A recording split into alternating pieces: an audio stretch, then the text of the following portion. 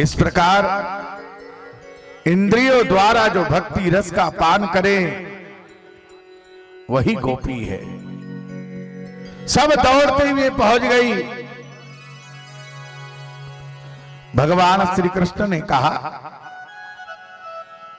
क्या बात है, क्या ब्रज में कोई आफत आ गई है तो आप इतनी दौड़ी दौड़ी आई हो? सब कुशल मंगल तो है, तुम्हें प्रसन्न करने के लिए मैं क्या करूं? रात्रि के समय इस घोर वन में स्त्री का रहना अच्छा नहीं है। क्या वृंदावन की शोभा निहारने आई हो? क्या इस सुंदर रात्रि का सौंदर्य निहारने आई हो? शोभा निहार कर शीघ्र ही लौट पड़ो। वहां तुम्हारे पति, संतान आदि प्रतीक्षा करते होंगे। अपने पति की सेवा और संतान का लालन पालन करो। भगवान से पूछती है गोपिया, हम तो आपसे मिलने आए हैं। बोले घर जाकर पति की सेवा करो। बहुत सुंदर दृष्टांत है ये श्रीमद् भागवत का, बड़े मन लगाकर श्रवण करे। बोले पति की सेवा करना ही सब कुछ उत्तम है। भगवान ने एक दृष्टांत कहा। बोले एक पतिव्रता नारी अपने पति की जी जान से सेवा करती थी।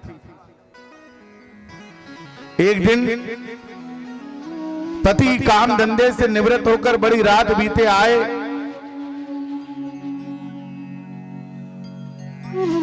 और बहुत थक गए थे तो पत्नी ने अपनी गोद में उनका सिर रखकर उन्हें सुला दिया।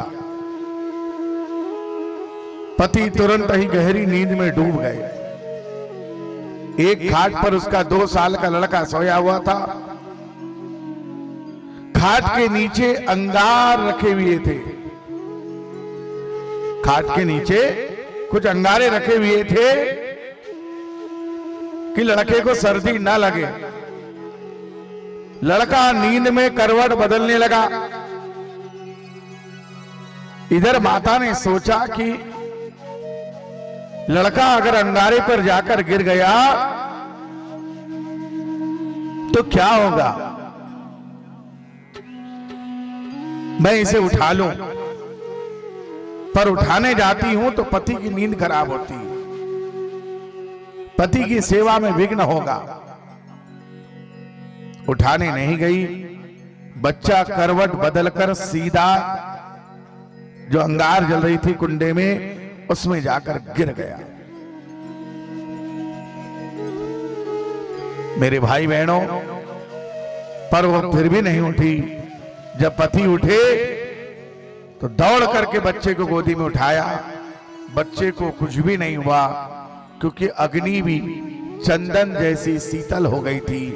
ये था पति की सेवा का प्रभाव। भगवान श्री कृष्ण कहते हैं पति की सेवा करना ही सबसे बड़ा धर्म है। महापतिव्रता नारी से तो अग्नि भी डरती है। जाओ घर जाओ, घर जाकर के उन महान पतिव्रत धर्म को छोड़कर जो यहां आई हो, पतिव्रत धर्म का पालन करो। अपने पति और संतान को भगवान का अंश मानकर उनकी प्राणपन से सेवा करोगी तो घर में रहने पर भी तुम्हारा कल्याण होगा। गोपियां नीचे मुंडी डालकर सारी बातें सुन रही है। एक गोपी ने कहा, प्रभु हम आपसे एक प्रश्न पूछना चाहते हैं। ये प्रश्न सभी श्रोता बंधु बड़े ध्यान से सुनिएगा क्योंकि इसका उत्तर आप ही को देना है। बोले जब आप उत्तर दे देंगे हम अपने घर चले जाएंगे। बोले एक पतिव्रता नारी अपने पति की बहुत सेवा करती थी। रोज चरण धुलवाती, माला पहनाती, चंदन का तिलक लगाती, भोजन बना करके अच्छे अच्छे पकवान पति को भोजन कराती और उसके बाद स्वयं भोजन करती। ये रोज का नियम था। अब एक दिन पतिदेव ने कहा कि मेरे को काम से बाहर जाना है, 2 महीने बाद आऊंगा। पत्नी ने कहा आप कैसी बात कर रहे हैं, मैं तो मर जाऊंगी, मैं जब तक आपको चरणों की पूजा नहीं करूं, आपको चंदन का तिलक नहीं लगाऊं, आपको माला नहीं पहनाऊं, आपको अपने हाथ से बनाकर भोजन नहीं कराऊं, तब तक मैं भूखी ही रहती हूं, भोजन नहीं करती। मेरे लिए तो आप ही परमेश्वर हो, आप मुझे छोड़ के न जाइए। पति ने कहा ये तो बहुत बड़ी बात हो गई। कुम्हार के घर गए और अपनी जैसी मूर्ति बनाकर लिया आए और अपनी पत्नी से कहा कि ये मैं हूं, ये मान करके पूजा करते रहो। अब पत्नी ने कहा ठीक है। पत्नी ने अलमारी में बढ़िया पतिदेव की मूर्ति को रखा, रोज जल छिड़कती, माला पहनाती, चंदन लगाती, जो भोजन बनाती उसका भोग लगाती और पीछे स्वयं खाती। अब महीना, 1.5 महीने, 2 महीने हो गए। एक दिन वो अपने पति की सेवा कर रही थी, बाहर दरवाजा खटखटाने की आवाज आई, ठक ठक ठक ठक ठक ठक। वो नहीं गई खोलने क्योंकि पति सेवा चल रही है। गोपियों ने पूछा प्रभु, उसका पति दरवाजे पे खड़ा होकर दरवाजा ठकठका रहा है, क्या उसने दरवाजा खोलने जाना था या नहीं? जाना था या नहीं? आप बताओ, जाना था कि नहीं? है? इतने लोग बैठे हैं, 200-300 लोग, कोई तो जवाब दो, जाना था या नहीं? है? नहीं जाना था? जाना था? नहीं जाना था? इधर के लोग क्या कहते हैं? नहीं। इधर कितने लोग सहमत है जाना था और कितने लोग हैं नहीं जाना था? मेरे भाई बहनों, भगवान श्री कृष्ण ने क्या कहा ये सुनो। गोपियों ने पूछा कि जब असली पति दरवाजे पे खड़ा है तो दरवाजा खोलने जाना था कि नहीं? तो भगवान श्री कृष्ण ने जवाब दिया, जब असली पति दरवाजे पे आ गया है तो नकली पति की पूजा करने की जरूरत क्या है? तो गोपियों ने कहा महाराज, हम भी तो यही कह रहे हैं कि ऐसे बर को क्यों मरूं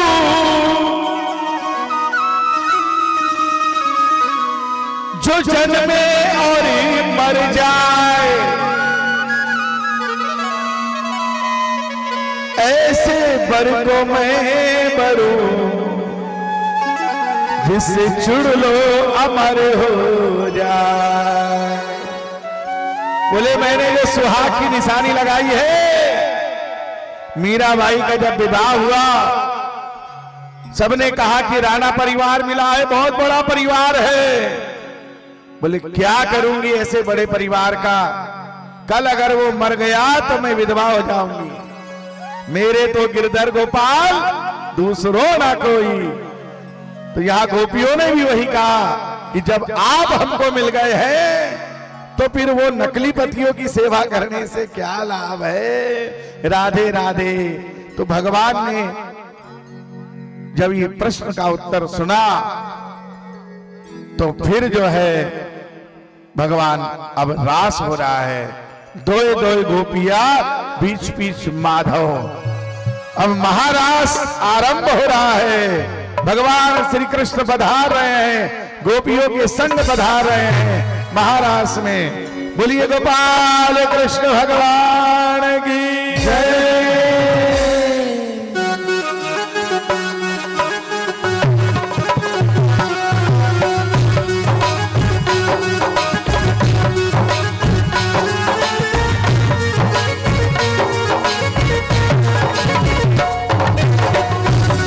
ताली बजाकर भगवान का स्वागत करें।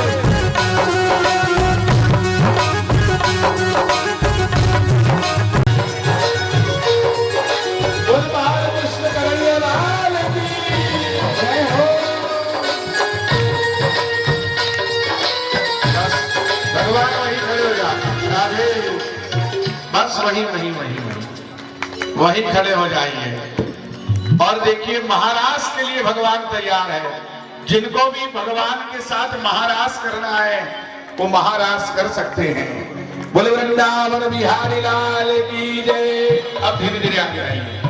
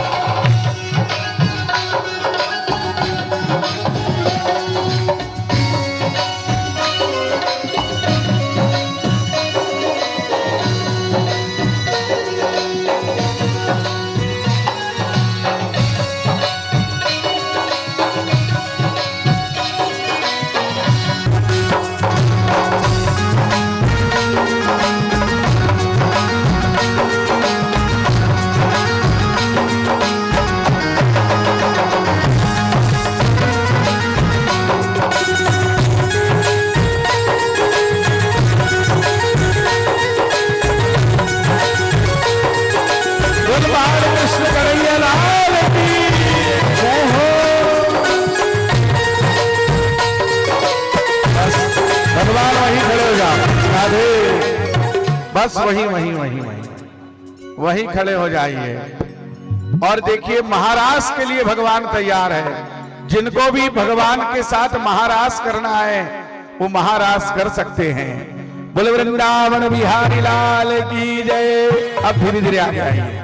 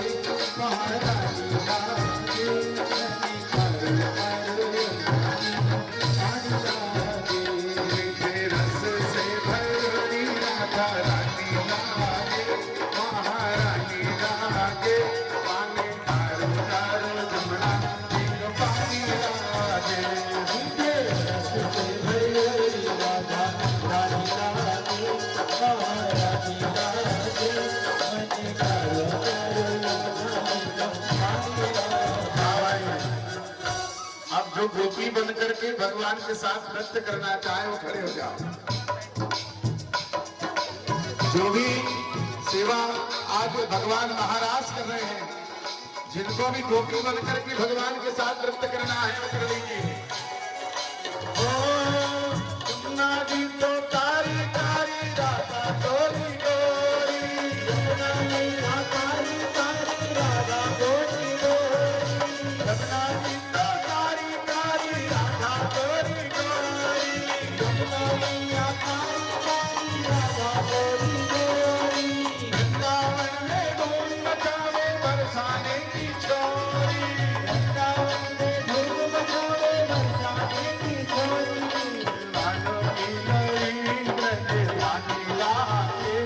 महारानी लागे, पानी तारो तारो जमुना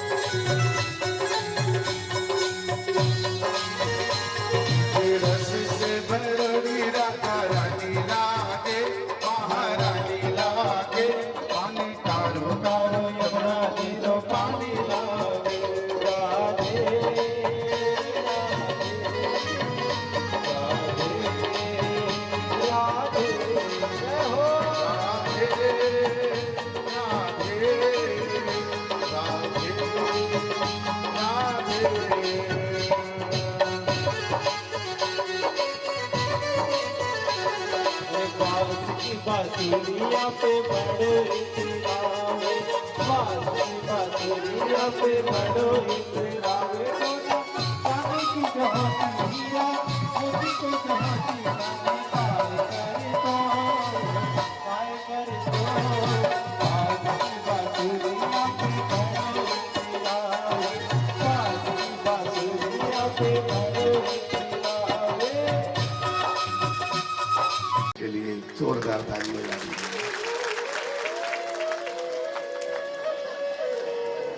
राधे बोलना पड़ेगा, राधे जोर से बोलना, राधे राधे राधे। महारास हुआ सर, और जब महारास हुआ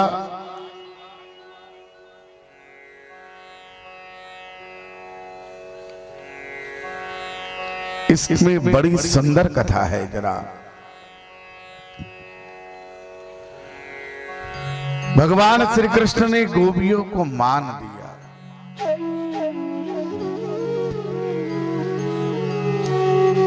नृत्य करते करते, रास करते करते गोपियों के मन में विचार आ गया। देखो भागवत जी की ये बड़ी दिव्य सुंदर कथा जो है,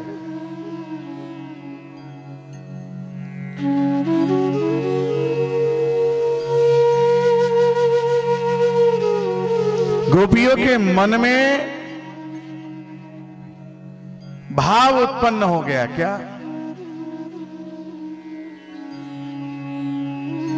कि श्री कृष्ण हमसे प्रेम करते हैं पर प्रेम नहीं करने का दिखावा करते हैं। देखो मन में विचार भर आया है, ध्यान दीजिए कथा में। आपके मन में जो विचार चलते हैं उन विचारों को भी परमात्मा जानते हैं। आप मन में क्या चल रहा है,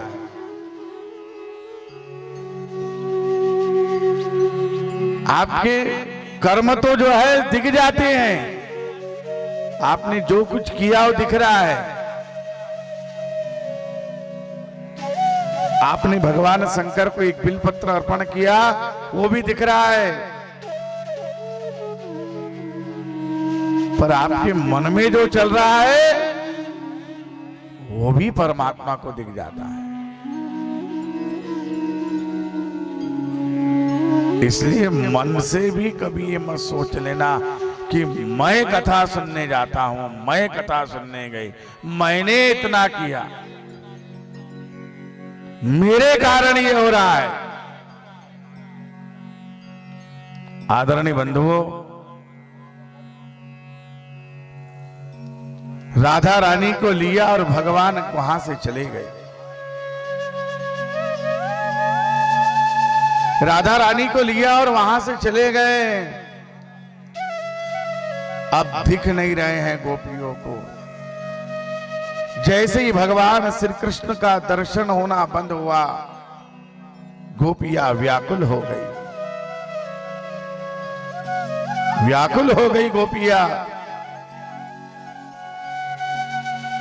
ढूंढ रही है। इधर राधा जी के मन में भाव आ गया कि मेरे बिना भगवान का काम नहीं चलता, तो राधा जी को भी छोड़ दिया। गोपियां ढूंढते ढूंढते राधा जी के पास आई। राधा जी और गोपियां मिलकर के ढूंढ रही है, परंतु भगवान कहीं दिखाई नहीं दे रहे।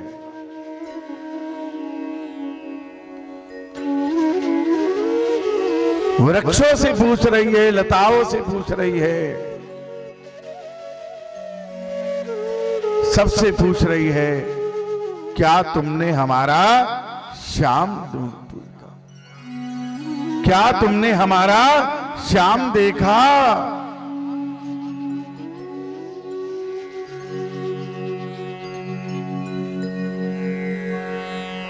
इतनी प्यारी बंसी आपने बजाई, हे गोविंद अब आप कहां चले गए?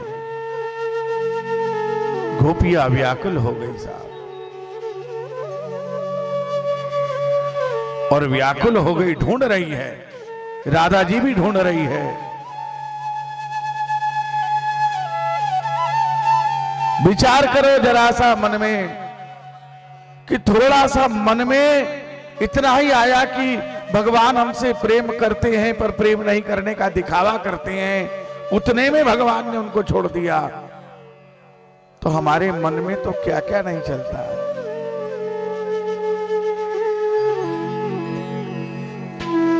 कहते हैं ना, कृपा नहीं हो रही, परमात्मा की कृपा नहीं हो रही, कहां से होगी? अंतःकरण शुद्ध हो, मन निर्मल हो, निर्मल मन सो मोहि पावा, मोहि कपड़ चल छिद्र न भावा।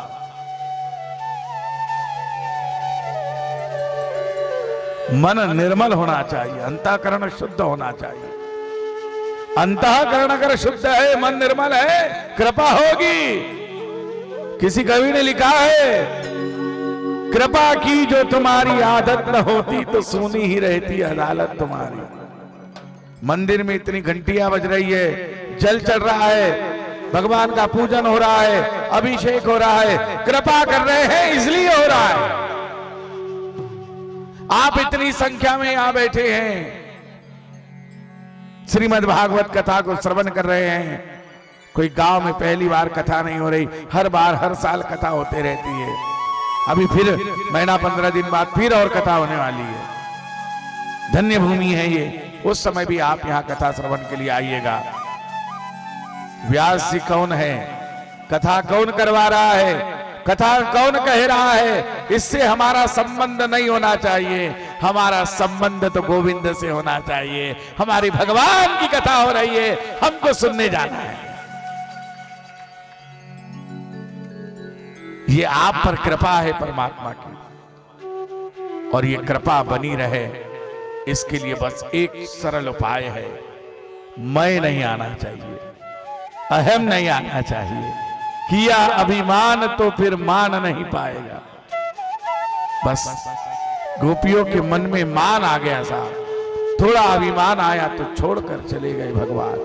ढूंढ रही है, रो रही है, रोते रोते मानो कह रही है, राधा ढूंढ रही, राधा ढूंढ रही, किसी ने मेरा श्याम देखा, किसी ने मेरा श्याम देखा। राधा ढूंढ रही, किसी ने मेरा श्याम देखा, राधा ढूंढ रही, किसी ने मेरा श्याम देखा, किसी ने मेरा श्याम देखा, किसी ने मेरा श्याम देखा, किसी ने मेरा श्याम देखा, किसी ने मेरा श्याम देखा। राधा ढूंढ रही, किसी ने मेरा श्याम देखा, राधा ढूंढ रही, किसी ने मेरा श्याम देखा। ढूंढते ढूंढते यमुना जी के किनारे आ गई साहब। और यमुना जी के किनारे आने के बाद गोपियां रुदन कहते हुए कह रही है, प्रभु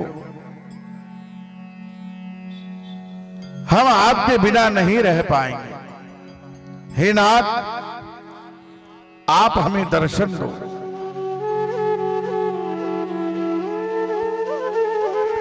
आत्मा का चिंतन प्रेम उत्पन्न करता है और शरीर का चिंतन मोह।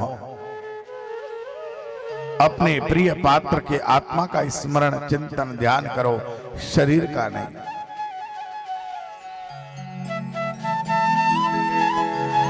आप सोच रहे होंगे कि हमारे प्राण आपके बिना कैसे नहीं निकल रहे। जिस प्रकार की माता जानकी जब लंका में थी और प्रभु श्री राम जी ने हनुमान जी से पूछा था कि जानकी कैसी है, तो हनुमान जी ने क्या जवाब दिया था मेरे भाई बहनों, नाम पाहरो दिवस निसी, ध्यान तुम्हारे कपाट, लोचन निज पद जंत्रिता, जाहि प्राण के ही बात। बोले हे प्रभु, माता के प्राण निकलने को तैयार है, पर आपका नाम रूपी पहरेदार प्राणों को निकलने नहीं देता है। ठीक उसी प्रकार है गोविंद, हमारी स्थिति है कि हमारे प्राण निकलने को तैयार है, परंतु आपका नाम हमारे प्राणों को निकलने नहीं देता है गोविंद। गोपियां कहने लगी है, गोविंद जब आपने इस तरह हमारे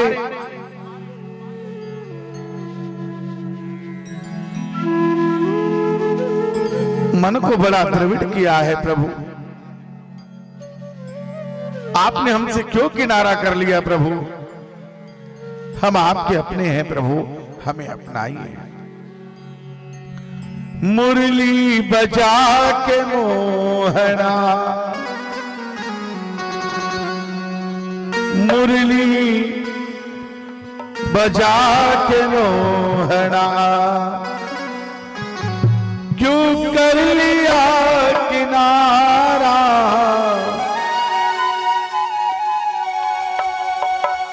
अपनों से हाय कैसा व्यवहार है तुम्हारा, मुरली बजा के मोहना, मुरली बजा के मोहना,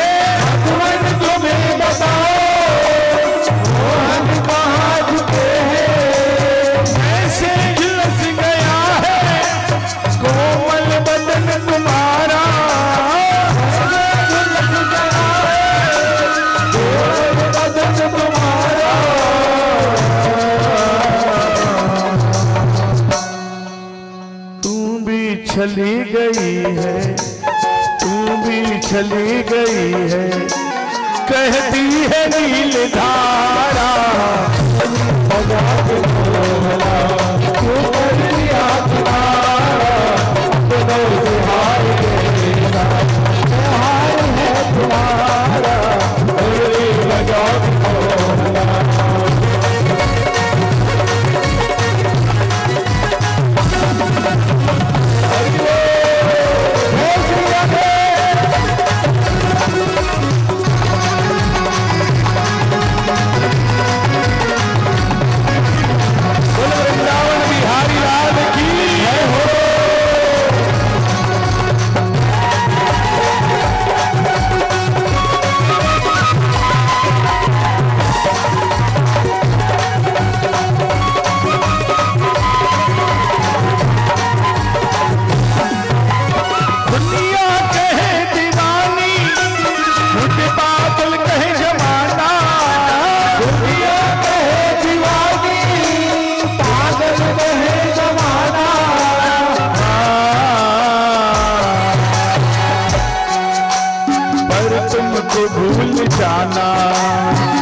तुमको भूल जाना, पर तुमको भूल जाना, पर तुमको भूल जाना, हमको नहीं गवारा, मुरली बजा के मोहरा, तू कर लिया किनारा, मुरली बजा के मोहरा, तू कर लिया किनारा।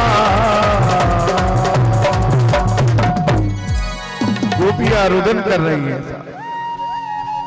मुरली बजा के मोहना।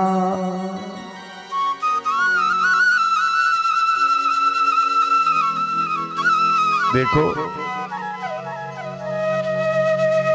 पिता की धन संपत्ति को पाने के लिए बेटा बेटी के दुख के लिए,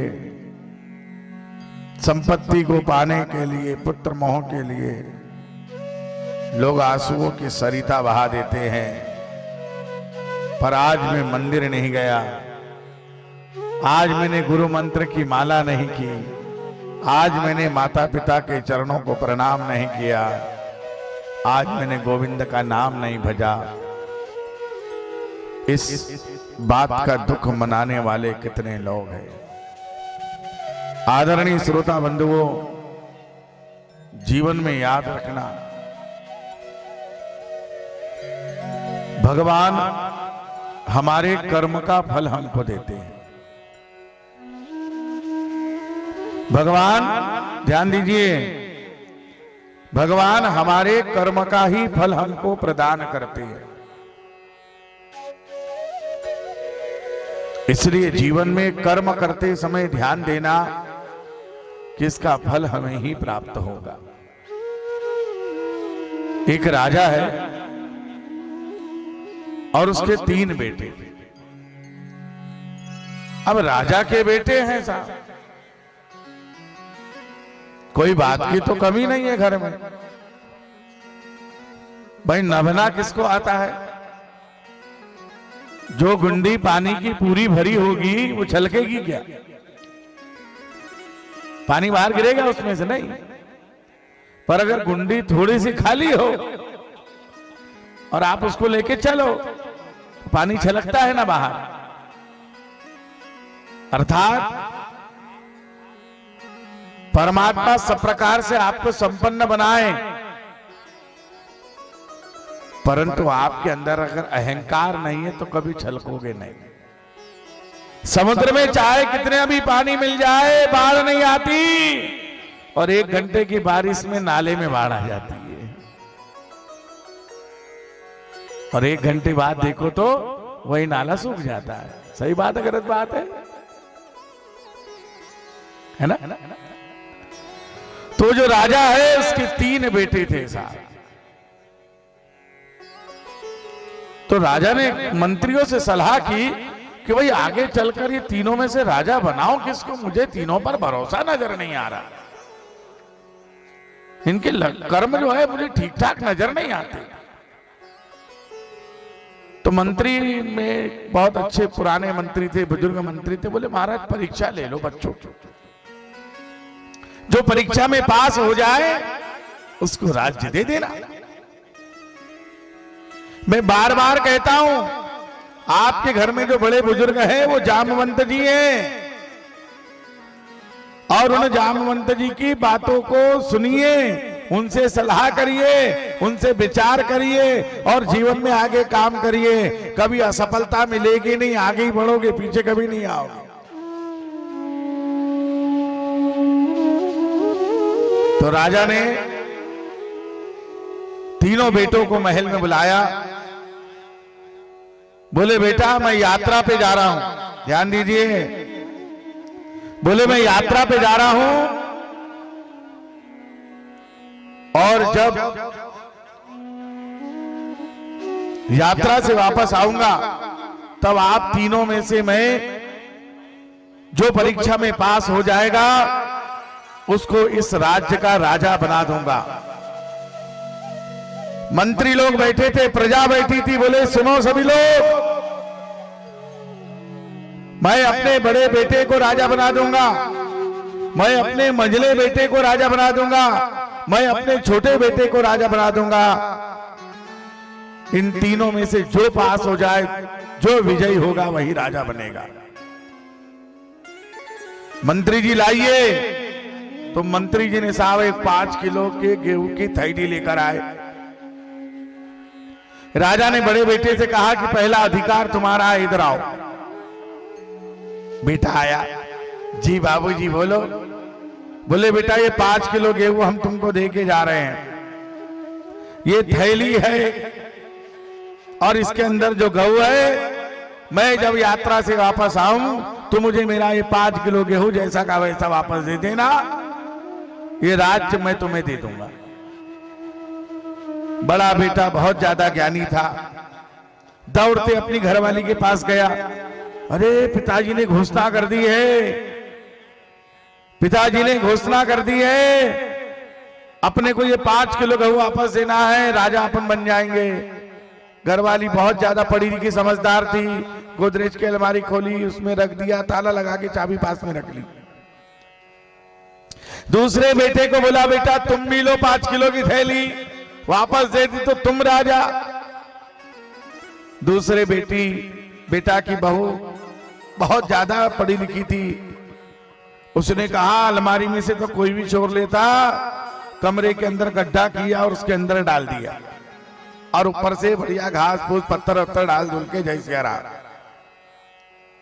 तीसरे बच्चा जो था छोटा वाला, उसको जब थैली दी राजा ने, उसने प्रणाम किया अपने पिता को और घर लेकर के आया। 5 किलो थैली संभाल के रखी और जब मौसम आया ठंड काले का, उस गेहूं को बो दिया उसने। 2-3 साल निकल गए, 4 साल हो गए, पिताजी आए नहीं, यात्रा पे ही चल रहे। पहले जैसा साधन आज जो है वैसा थोड़ी ना है कि गए बैठे और हरिद्वार से 2 दिन में वापस आ गए हैं। यहां से मुल्ताई जाने में दिन लग जाता था, पहले लगता होगा जब साधन नहीं होंगे तो। 4 साल 5 साल बाद वापस आए, सभा बैठी, मंत्रियों ने स्वागत किया, महाराज आसन पर बैठे।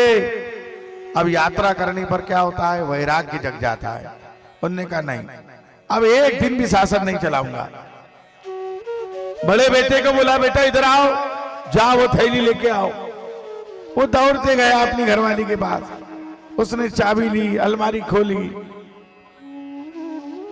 क्या देखता है, वो थैली में तो आटा हो गया, कुछ बचा ही नहीं। रोने लगा। दूसरे मंजिले से कहा तू लेके आ बेटा, जा जल्दी। वो गया दौड़ते, गड्ढा खोद रहे हैं, पर वो गेहूं तो पूरा कीड़ों ने खा गया, साहब खत्म। तीसरे बेटे को कहा बेटा तेरा गेहूं लेके आ जा। बोले मेरा गेहूं यहां नहीं आ सकता, आपको मेरे गेहूं के पास चलना पड़ेगा। मेरा गेहूं यहां नहीं आ सकता, आपको मेरे गेहूं के पास चलना पड़ेगा। राजा मंत्री प्रजा सब लोग गए। पिताजी ने चलना आरंभ किया। बोले पिताजी जहां तक चल रहे हो ये आपका वही 5 किलो गेहूं है। बोले बेटा ये होती है सफलता, कर्म। किसी ने अगर कुछ दिया है, कर्म के माध्यम से धन बढ़ता है, कर्म के माध्यम से पुण्य बढ़ता है, कर्म के कारण ही सब कुछ सुखों की प्राप्ति होती है। इसलिए भागवत जी में भगवान श्री कृष्ण ने क्या कहा, कर्मण्येवाधिकारस्ते मा फलेषु कदाचन। तुम कर्म करो, फल मैं तुम्हें दूंगा, चिंता मत करना कोई बात की। आज आप इतनी विपरीत, कल भी मौसम खराब था, आज भी मौसम खराब है, फिर भी मेरी गांव की माताएं, हमारे बड़े बुजुर्ग मेहमान सब लोग कथा सुन रहे हैं। आप जो ये कर्म कर रहे हैं इसको चित्रगुप्त जी लिख रहे हैं। चित्रगुप्त जी अपने बही खाते में लिख रहे हैं कि आज 20 मार्च 2023 दिन, सोमवार के दिन आप इतने बजे से इतने बजे तक भागवत कथा को श्रवण कर रहे थे। ये आपके खाते में पुण्य लिखा जा रहा है। मेरे भाई बहनों, माँ बाप की केवल दौलत प्राप्त हो सकती है, धन दौलत प्राप्त हो सकती है, हम अपने बच्चों को धन दौलत दे सकते हैं, पर याद रखना कर्म उनके स्वयं के काम आएंगे, पुण्य उनके स्वयं काम आएंगे। इसलिए जीवन में खूब मेहनत करो और जब भी मौका मिले इस धन को भी कमाओ जिस धन को कमाने के लिए आप आए हैं। कागज के नोट तो आते और जाते रहेंगे, पर धर्म का जो कर्म है, जो धर्म आप कर रहे हैं, जो कथा सुन रहे हैं, जो ये पुण्य कमा रहे हैं, ये उन कागज नोटों से, सोने चांदी से कई गुना महंगा है। ये बाजार में बिकता नहीं है, इसको परिश्रम करके कमाया जाता है जो इस समय आप कमा रहे हैं। भगवान श्री कृष्ण गोपियों का रुदन देख नहीं पाए और प्रकट हो गए। फिर महाराज हुआ। आगे कथा आती है, नारद जी कंस के पास गए। बोले कब मार रहे हो भाई वो कन्हैया? बोले कितने तो भेजे मैंने, पर आज तक वापस कोई भी नहीं आया। तो बोले आप उनको यहां क्यों नहीं बुला लेते? कंस से कहा नारद जी ने कि आप कृष्ण और बलराम को क्यों नहीं बुला लेते? बोले ये बात तो सही है। बोले आपके पास भगवान का दिया हुआ धनुष है, आप धनुष यज्ञ का आयोजन करो। महाराज कंस ने अक्रूर जी से कहा कि आप जाकर के कृष्ण और बलराम को लेकर के आओ, निमंत्रण देना कि सभी को बुलाया है महाराज ने, और कृष्ण और बलराम जी के लिए सोने का रथ भेजा है। मेरे भाई बहनों, अक्रूर जी आज वृंदावन जाने के लिए तैयार हुए, पर मन में एक विचार कर रहे हैं, क्या मुझे भगवान अपनाएंगे? क्या मुझे गोविंद अपनाएंगे?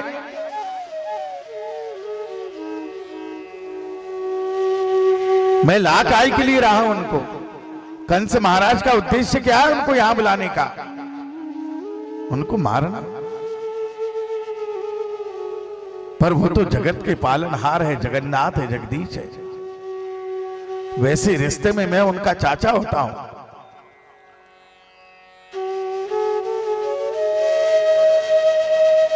हे गोविंद, क्या आप मुझे अपना लेंगे? अक्रूर जी विचार करने लगे कि मैं भगवान के श्री चरणों में गिर जाऊंगा, और जब तक कि वो मुझे उठाएंगे नहीं, चाचा जी कहकर नहीं बोलेंगे, तब तक मैं उठूंगा नहीं। प्रातः बेला में स्नान ध्यान करके तैयार हुए, और अक्रूर जी सोने के रथ पर सवार होकर के भगवान श्री कृष्ण को लेने के लिए जा रहे हैं, बलराम जी को लेने के लिए जा रहे हैं।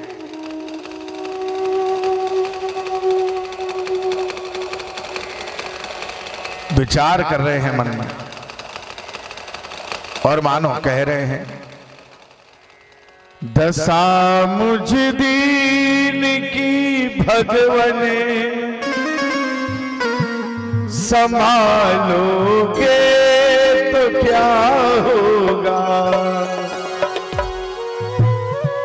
अगर चरणों की सेवा में, अगर चरणों की सेवा में लगा लोगे तो क्या होगा, दशा मुझ दीन की भगवन संभालोगे तो क्या होगा, मुझे चरणों की सेवा में लगा लोगे तो क्या होगा।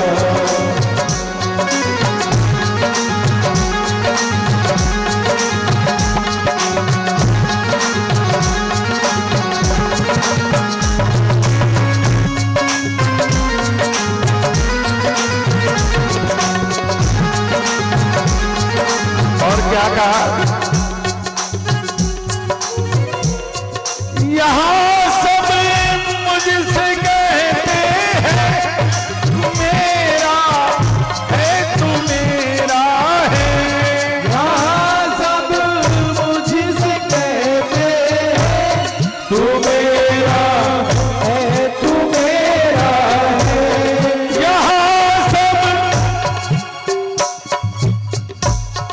यहाँ सब मुझसे कहते हैं तू मेरा तू मेरा तू मेरा है, तू मेरा है, तू मेरा है तू मेरा है। मैं किसका हूँ ये झगड़ा तुम, मैं किसका हूँ ये झगड़ा तुम, मैं किसका हूँ ये झगड़ा तुम, मैं किसका हूँ ये झगड़ा तुम, मिटा दोगे तो क्या होगा, दशा मुझ दीन की संभालोगे तो क्या होगा, अगर चरणों की सेवा में, अगर चरणों की सेवा में, अगर चरणों की सेवा में, अगर चरणों की सेवा में लगा लोगे तो क्या होगा, दशा मुझ दीन की भगवन संभालोगे तो क्या होगा। मुरलीधरा मनमोहना, मुरलीधरा मनमोहना, हे नंद नंदना हे राधा माधवा, मुरलीधरा मनमोहना, हे नंद नंदना हे राधा माधवा, गोपाल मुरलिया वाले, नंदलाल मुरलिया वाले, गोपाल मुरलिया वाले, नंदलाल मुरलिया वाले, जय राधा माधव नीलमणि गोपाल मुरलिया वाले, राधा माधव नीलमणि गोपाल मुरलिया वाले, जय